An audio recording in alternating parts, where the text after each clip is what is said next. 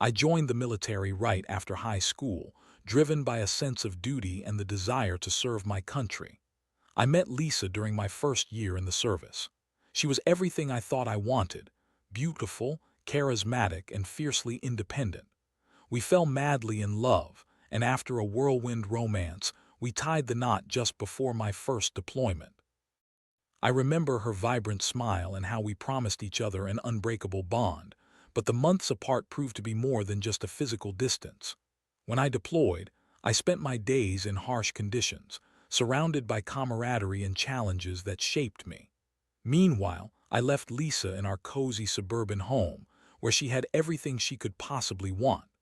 I thought about her often, sending her care packages filled with snacks and little trinkets. I even wrote her love letters that I hoped would remind her of my devotion. But as time wore on, the messages I received from her became less frequent, and her responses grew shorter.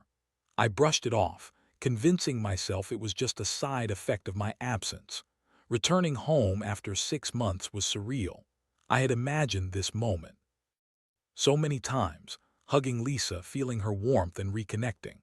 Yet when I walked through our front door, I sensed a shift in the atmosphere. The home felt different, colder somehow. Lisa greeted me with a smile, but it didn't reach her eyes. It was as if we had both changed, but I couldn't put my finger on it. Days passed, and I started noticing subtle signs. Lisa spent a lot of time on her phone, often scrolling through messages with a nervous smile. She would get annoyed when I asked about her day, brushing me off with vague details. Even her friends seemed uneasy around me, as if they were hiding something. One night, I overheard a muffled conversation over the phone. Lisa was giggling, and I felt the pit in my stomach deepen. I wanted to trust her, but my gut was screaming that something was off. The breaking point came unexpectedly. One Saturday, I decided to surprise Lisa with a picnic at the lake where we had our first date. I packed her favorite sandwiches and wine, wanting to rekindle the spark we once had. But when I pulled into the parking lot, I saw Lisa's car, parked next to a familiar one, a sleek sports car that didn't belong to any of our friends. My heart raced as I stepped out and walked toward the lake, where I spotted Lisa in a tight sundress, laughing and flirting with a guy I didn't recognize. They were sitting close, their bodies almost touching, and at that moment I felt my world crash around me. I turned to leave, my hands shaking with disbelief and anger. I couldn't process what I had just seen. I drove home, my mind racing with countless thoughts. I replayed every moment from the last few months, every lie she told me, every excuse that now seemed flimsy.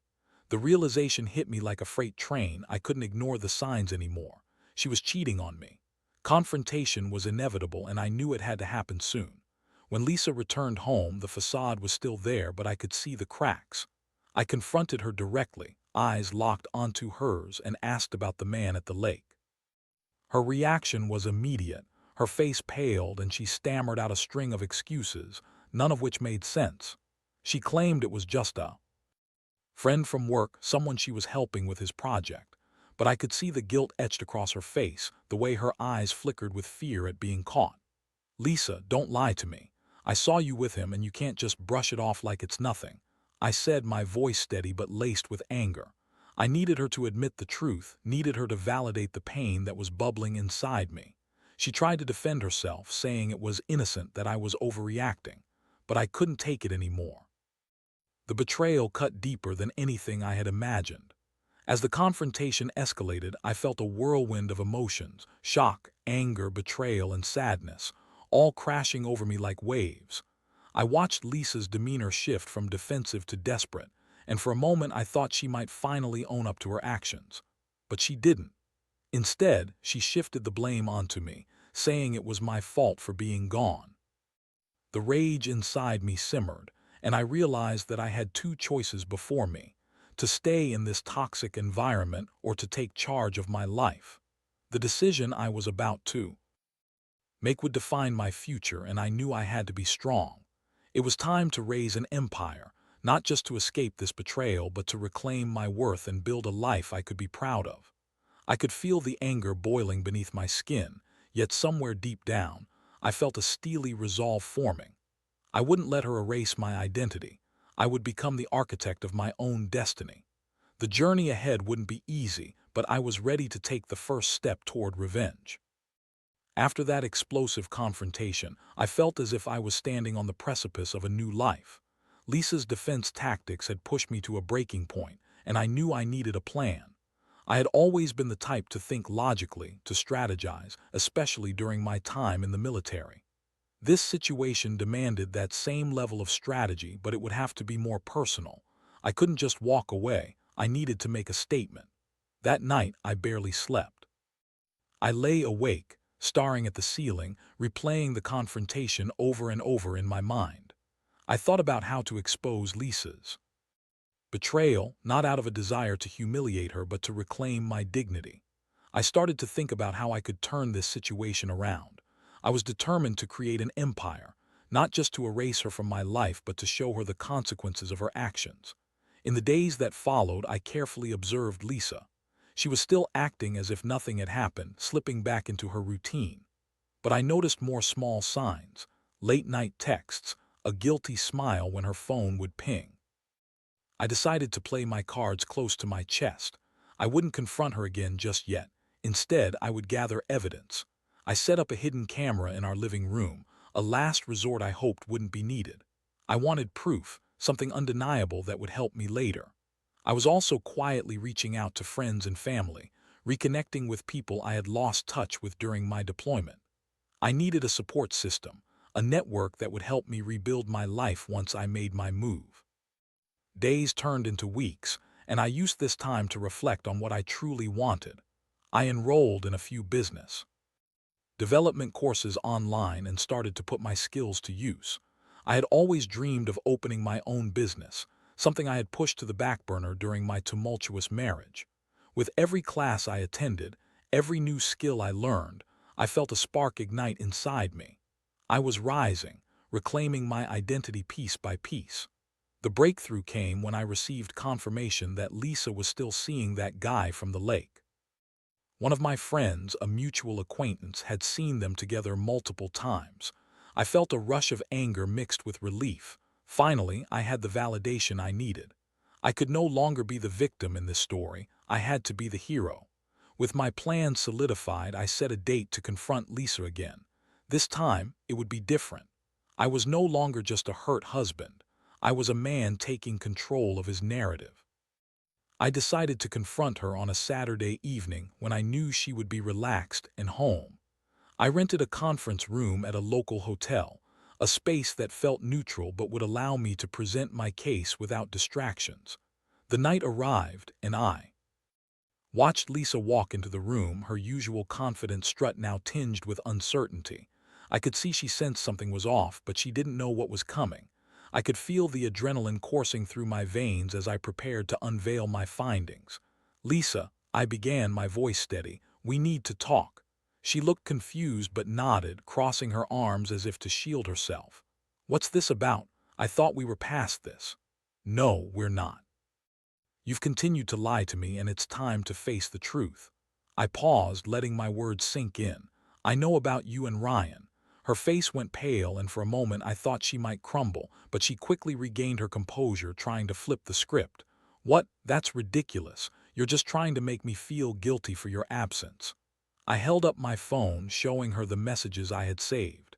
"These say otherwise, Lisa. I know you've been seeing him while I've been deployed, and it's time I stopped letting you manipulate me." The look in her eyes shifted from anger to panic as she realized I wasn't the same man she had deceived. I could see her desperately searching for a way out, a new excuse to throw at me. "Okay, fine. I'll admit we flirted a bit, but it didn't mean anything. You were gone, I was lonely. Can't you understand that?" she pleaded, her voice trembling. "Yes, I can understand, but that doesn't mean I'll accept it. You betrayed our vows, and you need to know that I won't tolerate this anymore," I said, keeping my voice calm, even though I felt the fury bubbling beneath the surface. I watched as realization set in. This was no longer about our relationship. It was about respect, self-worth, and the consequences of her choices. "I'm done. I deserve better than this." As the truth hung heavy in the air, I could see the facade of the perfect life we had built start to crumble before my eyes. The betrayal had changed everything, and I was ready to make my move. I stood up, my heart racing as I prepared for the next phase of my plan. I wouldn't just erase Lisa from my life, I would rise from the ashes of this betrayal and create something new. I would take back my power and build the life I always wanted, with or without her. I was ready to raise my empire, and no one could stop me now. After that confrontation, I felt a mix of emotions swirling inside me: relief, anger, and an undeniable sense of empowerment. I had laid my cards on the table, and Lisa was left holding nothing but the wreckage of her choices. The look on her face as she processed the reality of our situation was something I would never forget. It was as if a shroud had been lifted, exposing the truth beneath the lies. In the weeks that followed, I focused on rebuilding my life. I threw myself into my business courses, driven by a new sense of purpose. I started brainstorming ideas for a small business that had always been a dream of mine: a personalized fitness brand. I wanted to combine my military training with my passion for health and wellness, creating a brand that would empower others to take control of their lives, just as I was doing. I also began to establish a social media presence, sharing tips on fitness, diet, and personal growth. The more I engaged with my audience, the more I realized how many people were dealing with similar challenges. I felt a sense of camaraderie with them, and it fueled my desire to succeed. With each new follower, I felt the weight of Lisa's betrayal lift slightly. I was no longer defined by her actions. I was carving out my own identity. As for Lisa, she tried to reach out, but I kept my distance. I didn't respond to her calls or texts, preferring to focus on my own growth. I knew she was feeling the consequences of her actions. She had lost not only her husband, but also the stability of our life together. Friends who had once been part of our circle began to drift away, either choosing sides or simply feeling uncomfortable in the middle of our mess. It was a chaotic time, but I welcomed the chaos as a necessary part of my transformation. One evening, I received an unexpected message from my old army buddy, Mark. He was in town and wanted to catch up. I hadn't seen him in years, but he had always been a source of support during tough times. We met at a local bar, and after a few drinks, I found myself spilling everything: Lisa's infidelity, my plans for the future, and the sense of empowerment I was slowly uncovering. Mark listened intently, nodding along as I poured my heart out. "Man, I'm proud of you," he said, raising his glass. "You're taking control of your life, and that takes guts. You know, I've seen a lot of marriages crumble after deployments, and it's never easy, but you're doing the right thing." His words resonated deeply with me. I realized that I wasn't alone in my struggles. So many others had faced similar betrayals and had to pick up the pieces. Mark offered to help me with my business idea, providing insights from his own entrepreneurial endeavors. Having someone in my corner who understood my journey made all the difference. As the weeks turned into months, I began to see real progress. I launched my fitness brand, starting small with online coaching sessions and custom meal plans. I designed a website and used social media to promote my services. The positive feedback from clients poured in, and I felt a sense of accomplishment that I hadn't experienced in a long time. Each success fueled my determination to keep going, to build something meaningful out of the ashes of my former life. But even with the progress I was making, I couldn't completely shake Lisa from my mind. I occasionally saw her out in public, always with a new group of friends, laughing and trying to put on a brave face. I felt a pang of bitterness, but I reminded myself that I was no longer affected by her choices. My life was moving forward, and I was no longer anchored to the past. Then came the day that changed everything. I was sitting in my small home office, reviewing finances and planning my next marketing strategy, when I received a call from an unknown number. I hesitated but answered, and to my shock, it was Lisa. "Can we talk?" she asked, her voice shaky. I could hear the tension in her tone, and I knew this wasn't just a casual call. I took a deep breath, preparing myself for whatever was about to unfold. "I don't know, Lisa. What could we possibly have to talk about?" I replied, trying to keep my emotions in check. "Please just hear me out. I know I messed up. I've been reflecting on everything that happened and I realize how wrong I was. I'm sorry for how I treated you." Her words felt rehearsed, almost as if she had spent hours crafting the perfect apology. "Do you think an apology can fix what you did?" I asked, my voice steady but filled with disbelief. "You cheated on me, Lisa. You shattered the trust we built. I can't just forget that." I know," she rushed to say. "But I've changed. I've been going to therapy trying to understand why I did what I did. I'm not trying to win you back. I just want you to know that I'm sorry for the hurt I caused." Her words hung in the air, heavy with the weight of their implication. I could sense the vulnerability in her voice, but at that moment I felt no sympathy. The pain of betrayal was still fresh, and while I appreciated her honesty, it didn't change the facts. "Lisa, I've moved on," I said, my resolve firm. "I'm not the same person I was when we were together. I'm focusing on my life now, on building something for myself. I hope you find your own path, but it won't include me." The silence that followed felt like an eternity, and I could hear her trying to hold back tears. "I understand," she finally whispered, her voice breaking. "I just wanted you to know how sorry I am." As I hung up the phone, I felt a strange mixture of emotions wash over me. I hadn't expected to feel anything after that call, not anger, not sadness, just a sense of closure. Lisa had made her choices and I had made mine. I was no longer defined by her actions. I was a man on a mission, determined to create a life that was all my own. I returned to my work, feeling lighter as I moved forward with my business plans. I had raised my empire from the depths of betrayal, and now it was time to build upon that foundation. The future was bright, and I felt ready to embrace whatever came next. With the weight of Lisa's call behind me, I felt a renewed sense of clarity.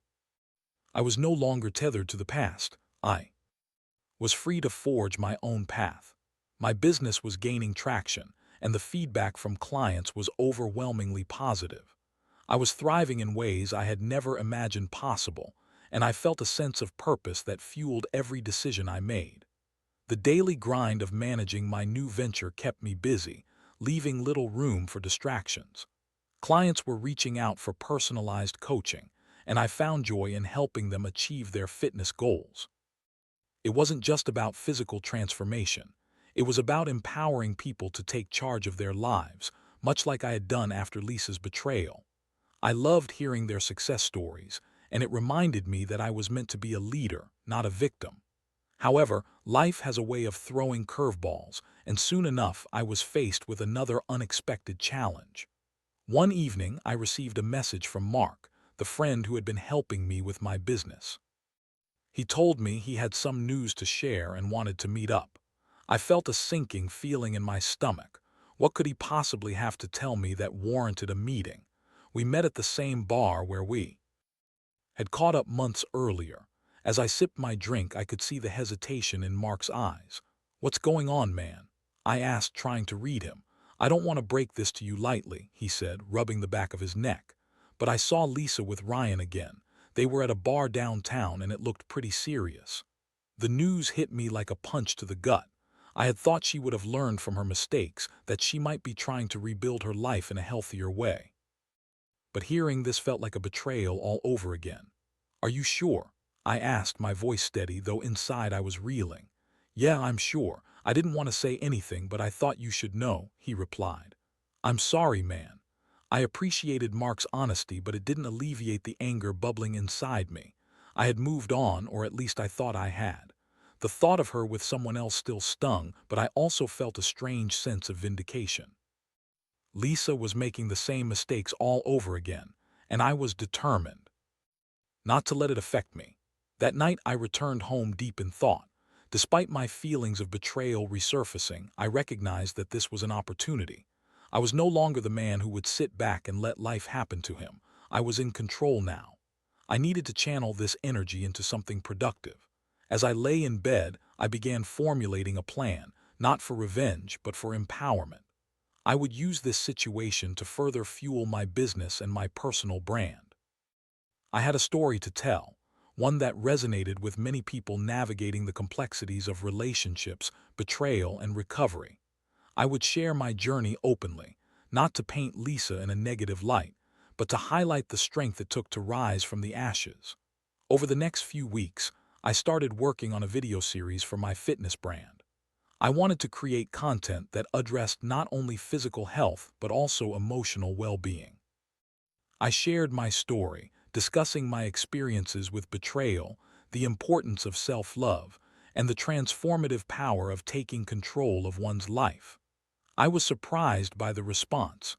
People resonated with my honesty and vulnerability, and the views began to skyrocket. As I continued to share my journey, I found myself connecting with people from various walks of life.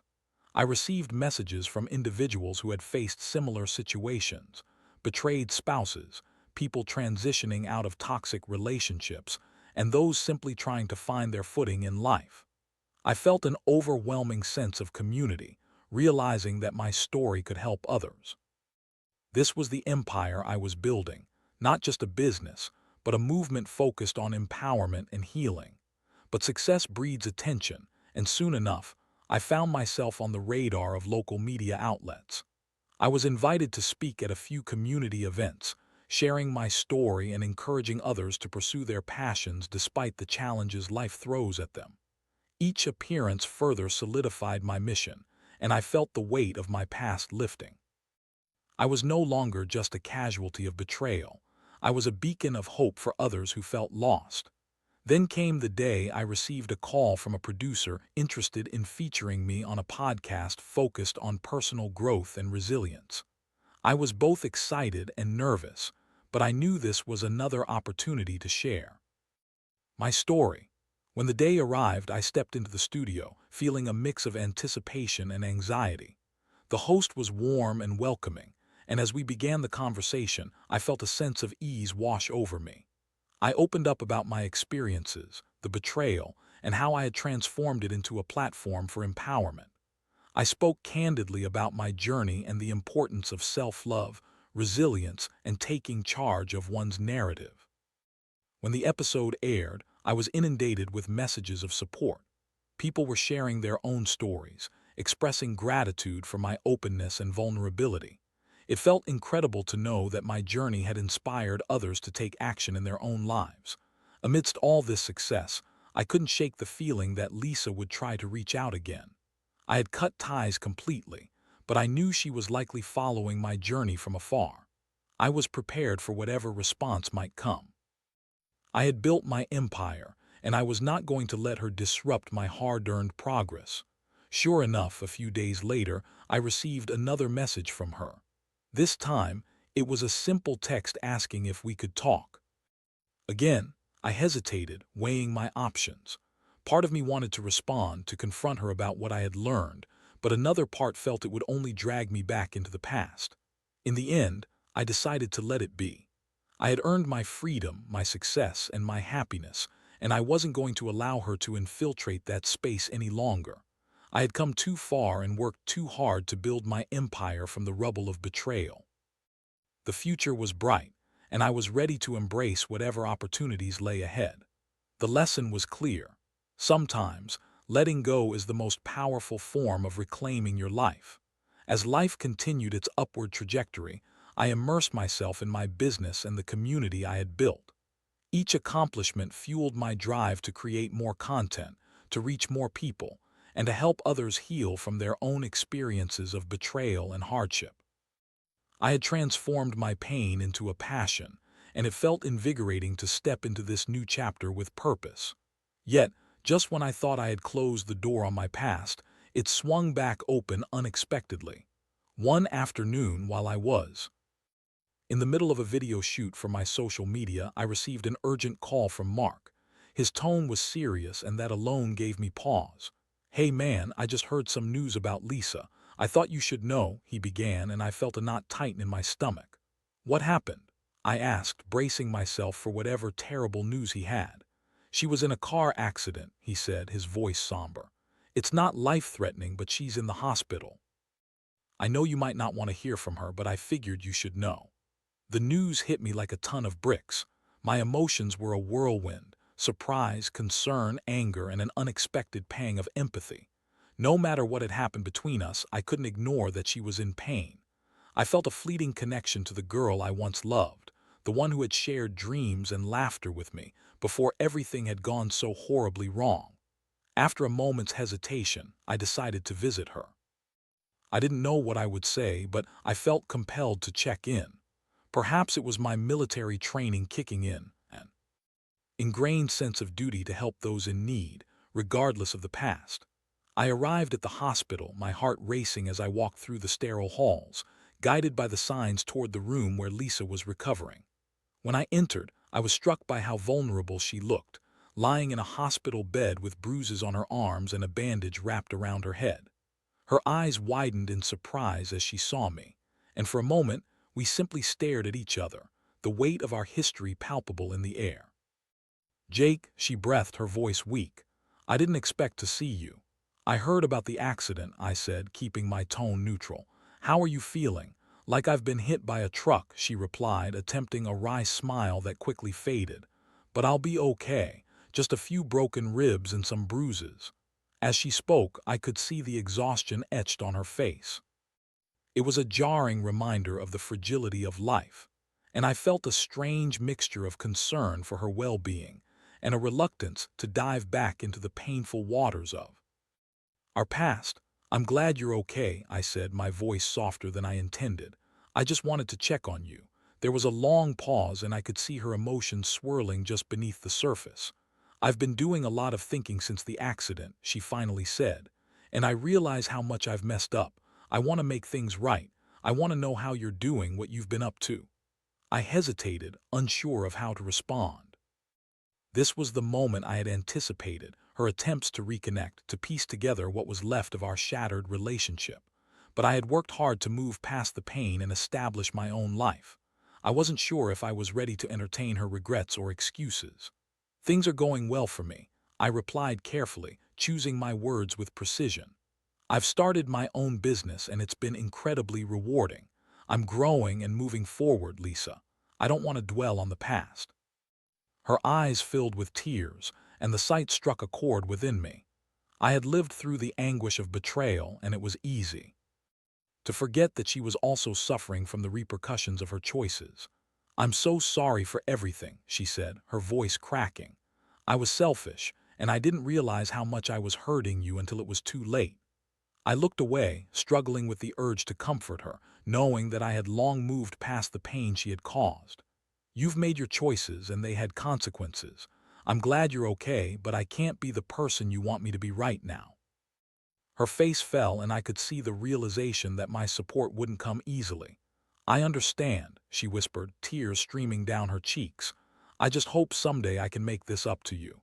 I took a deep breath, feeling the weight of our history pressing down on me. "You can't make it up to me, Lisa. This is about your journey now. You need to focus on healing and growing for yourself." "I know," she said softly, looking away. "I'm going to therapy, trying to figure out why I did what I did. Maybe this is a wake-up call." "Maybe," I replied, feeling a flicker of hope for her. "It's never too late to turn things around, but it starts with you." As I took a step back, I realized that this visit had given me closure. Lisa was no longer the wife I had loved, but a person grappling with her own demons. I could see the potential for growth in her, and while I couldn't be there to support her directly, I hoped she would find her way. "I should let you rest," I said, glancing at the door. "Take care of yourself, Lisa." As I walked out of the hospital, I felt an odd sense of peace wash over me. I had faced my past, and it no longer held power over me. I was free to move forward, focused on my vision and my goals. The empire I had built was thriving, and I was determined to continue expanding it. In the days that followed, I continued to pour my energy into my business. I connected with my audience on a deeper level, sharing not only my fitness journey, but also the emotional resilience that had led me through the toughest times. I was proud of what I had achieved, and I knew that my story had the power to inspire others facing their own struggles. As I prepared for the next chapter, I felt a surge of gratitude for everything I had experienced, both the highs and the lows. It was all part of my journey, a testament to my resilience and growth. I was ready to embrace the future, confident in the knowledge that I had risen from the ashes of betrayal and built a life that was truly mine. As time passed, I found myself deeply entrenched in my business, witnessing its growth and the impact it had on others. The online community I had built was thriving, and I felt a sense of fulfillment that only increased with each new client who reached out to share their success stories. I had turned my pain into purpose, and it was exhilarating to see it all come to fruition. However, as my brand expanded, I understood that with success came responsibility.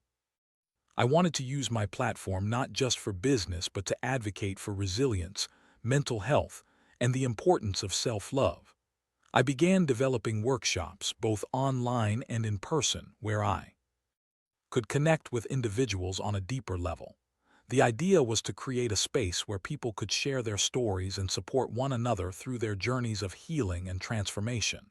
One day, while preparing for an upcoming workshop, I received a message that would change everything.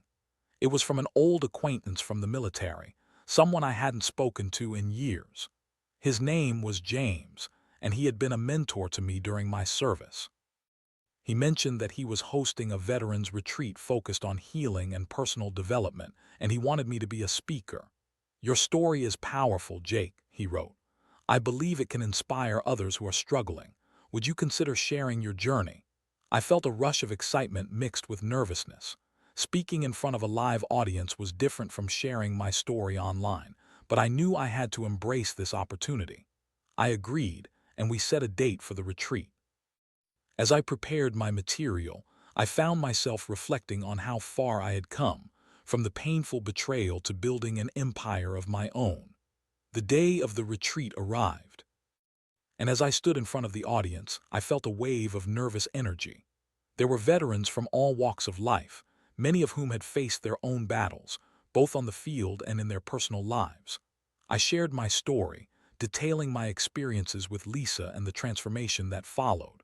I spoke candidly about the emotions I had endured, the anger and hurt, and how I had learned to channel those feelings into something positive. The audience was engaged, nodding along as I recounted my journey. I could see connections forming among the attendees, and it was humbling to witness their vulnerability. After my talk, we opened the floor for discussion. People began to share their own experiences, and a raw honesty filled the room. It became clear that we were all seeking healing in our own ways. As the workshop progressed, I felt an overwhelming sense of camaraderie. We were all warriors, battling different demons, yet united in our pursuit of growth. It was beautiful to see the transformation in so many faces as we tackled difficult topics: betrayal, loss, and resilience. I realized that my story was just one of many, and together we were forging a path toward healing.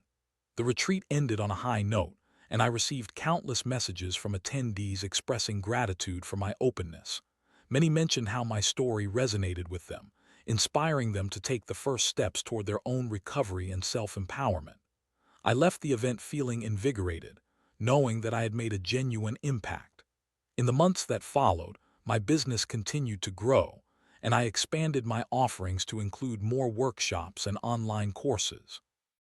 I was invited to speak at other events, and each time I took the stage, I felt more confident in my ability to inspire and empower others. I had turned my pain into purpose, and it was a powerful reminder that even in the face of betrayal, redemption and growth were possible. Meanwhile, Lisa seemed to be on her own journey of healing. I occasionally saw updates on social media about her progress, and I couldn't help but feel a sense of compassion. She had started sharing her own story of recovery, attending therapy, and seeking to understand her past mistakes. While I had cut ties, I hoped she would find the strength to rebuild her life. One evening, I received a message from Mark, who had been a continuous source of support throughout this process. We met up for drinks, and as we caught up, he mentioned something that caught my attention. "Jake, I've been thinking about you. You're doing amazing things, but have you thought about where all this is leading?" I paused, contemplating his words. "What do you mean?" "I mean, you're building a brand and a community, but have you thought about what's next? What legacy do you want to leave?" His question lingered in my mind for days. I had built my empire from the ashes of betrayal, but what did I truly want to achieve? I realized I wanted to create a lasting impact, one that would inspire others long after I was gone. I began drafting plans for a nonprofit organization aimed at helping others navigate the aftermath of emotional trauma and betrayal. I envisioned a center where people could come together, share their stories, and receive support on their journeys to healing. With a renewed sense of purpose, I reached out to local organizations, seeking partnerships and support. I was determined to make this vision a reality, to leave a legacy that celebrated resilience and empowerment. I poured my heart and soul into this project, knowing it would not only benefit others but also serve as a testament to my own journey. Months passed, and as I stood at the grand opening of the center, a space filled with warmth, hope, and community, I felt an overwhelming sense of accomplishment. I had taken my pain, my experiences, and transformed them into something meaningful. I looked around the room, seeing smiles on faces that mirrored the journey I had traveled. In that moment, I realized that while betrayal had once defined me, it no longer held power over my life. I had risen from the ashes, built an empire, and created a legacy of hope and healing. I was no longer just a survivor. I was a thriver, and I was ready to embrace whatever came next. As I addressed the crowd, I felt a surge of gratitude for the journey that had brought me here. I shared my story, not as a victim, but as someone who had turned adversity into opportunity.